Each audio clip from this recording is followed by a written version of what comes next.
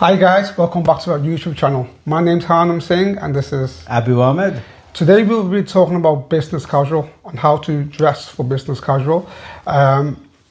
We have seen so many mistakes in the last couple of years and we don't want to see them going forward in 2026. So hopefully we will give you a little bit of insight on key aspects on how to dress for business casual.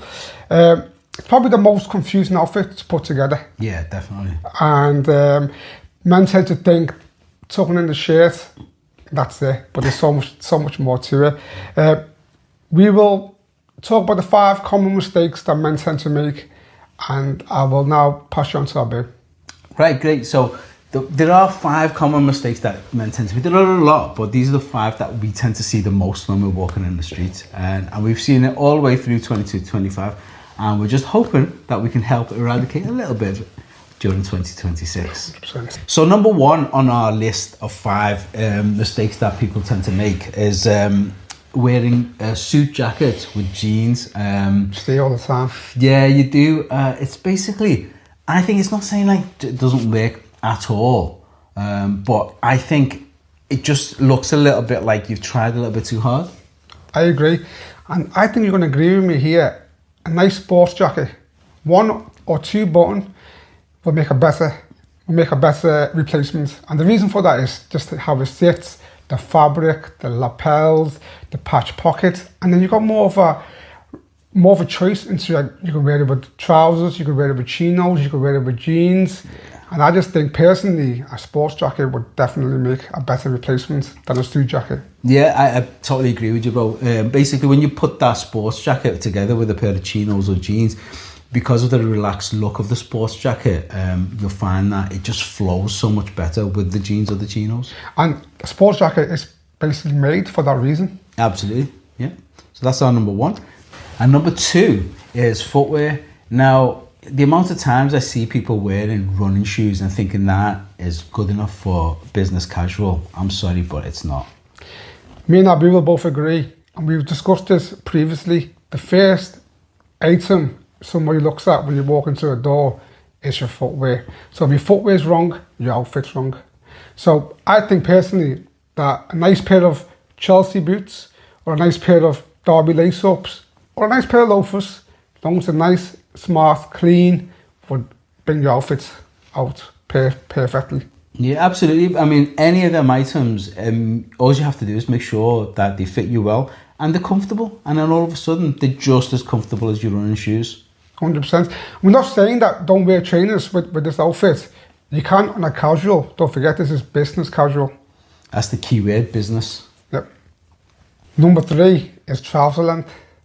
Yeah, absolutely. Trouser length is key. The amount of times, again, you see people with the wrong length in trousers, like, 2-3 inches too long, and they're just ruffled up at the bottom. Again, it doesn't demand any respect, that, to be honest, in my opinion. And to me, it just looks messy. And to me, it shows that the person doesn't know how to dress. I'm sorry, but that's the key fact. Yeah, and the other thing as well, we're on the subject of trousers, is when the trousers are sagging too low, and you can just tell that they don't fit you correctly. And again, you're not going to demand any respect in an office or any business meeting dressed like that. So getting a pair of trousers that fit you well is key. Another pet hate of mine is when it's not ironed properly. You know what I mean? Like, come on, 1 pleat from top to bottom, perfect. I've seen so many people with like 1 or 2 pleats not connecting, and I'm just like, come on. It's not particularly hard to do, but if you guys want to see how to iron a pair of trousers, we can do a show on that too. I mean, I love ironing. I actually do love ironing. For me, it gives me that little bit of, gives me that little bit of closure as such, knowing that I've ironed my own clothes, and when I put them on, there's no one to blame apart from myself. If they don't look right, it's my fault, nobody else's. Cool. And number 4 is the fact when gentlemen wear undershirts or vests which are visible through the shirts. If you want to wear it, if you have to wear it, make sure it's white and make sure your shirt fits nicely. And again, make sure your shirt ironed properly, please. So when I say iron properly on a shirt, from your shoulder blade all the way to your cuff, it all connects, and that's it. I'm not asking for much. Yeah, absolutely. It's one of the most common mistakes, again, you see is a gentleman walking around and either the shirts haven't been ironed at all or ironed very badly. So it's a simple thing to correct. Iron your shirt properly, make sure it fits you correctly, and make sure that your undervest or undershirt isn't visible, because it is underwear at the end of the day. Finally, number 5 is infant dressing.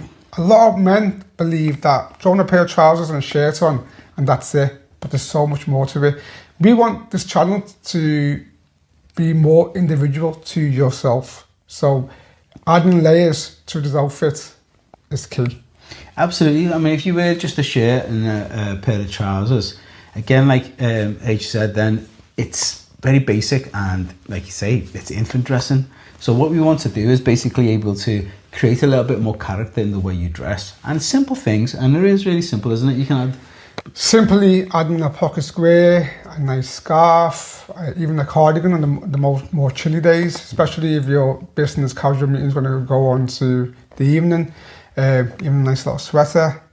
You know, so much you can add, layer it a little bit.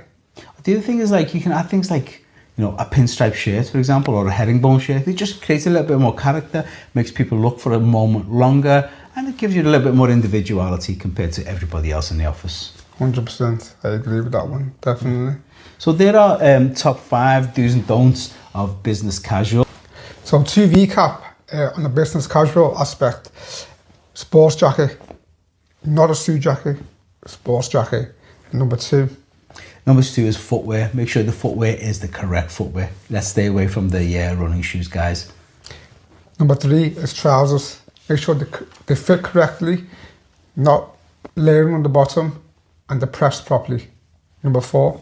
Number 4 is make sure that your underwear, or your undervest or undershirt is not visible through your shirt. Nobody wants to see it. And make sure it's ironed properly. And number 5 is infant dressing. So build your character. You know, be individual.